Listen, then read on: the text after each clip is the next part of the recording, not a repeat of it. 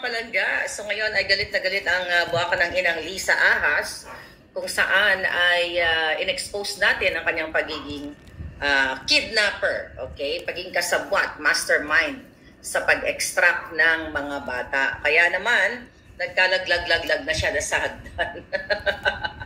Diba? Binata natin kahapon, so nagkalaglag-laglag na ang hitad ang buwaka ng Genemes sa hagdan.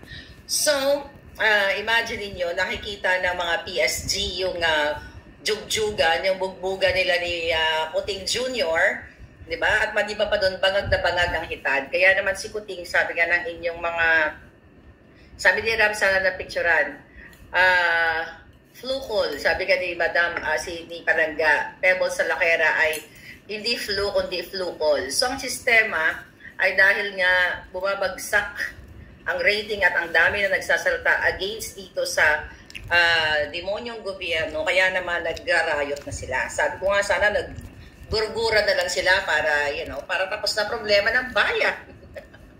Para tapos na problema ng bayan sa buwaka ng inang babaeng itong pinakahudas, pinaka-demonyo sa balat ng lupa, mga kababayan. So nagkabukulan,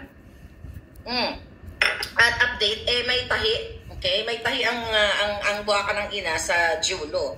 So may tahi sa Julo, paano kaya nila pagtatakpan yan? Paano kaya burahin ng doktor yan? Ay, nako, nakakaloka na. Hindi ko alam kung anong gagawin ng taong bayan. Bilis-bilisan nyo nang mag-speak up dahil binibilis-bilisan na rin nila ang pagnanakaw at paggigipit, mga kababayan. Alright. Yesterday, nakakahiya talaga kasi imagine nyo, saan ka nakakita ang ganyan? Nagbubuo ka lang, may mga quarrel-quarrel lang konti. Normal lang yan sa mag-asawa. Pero may sasapakan kayo at magbubugbugan at labukulan pa.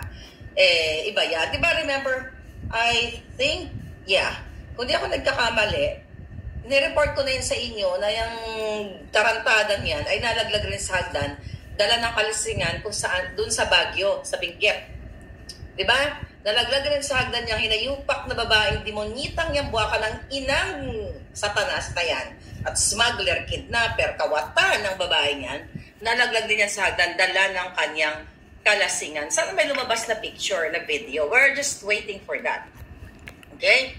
Watching from Hong Kong, sabi ni Winnie Jimenez. Okay? Ang karma mapupunta sa kanila, sabi ni Mia Pochi. Ang karma, alam nyo, lulusot at lulusot yan. Okay? Lulusot at lulusot ang karma, mga palangga. Kahit saan dalhin. Kahit ano pa ang kanilang mga press release. Hindi lang hindi sa malalaglag sa hagdan.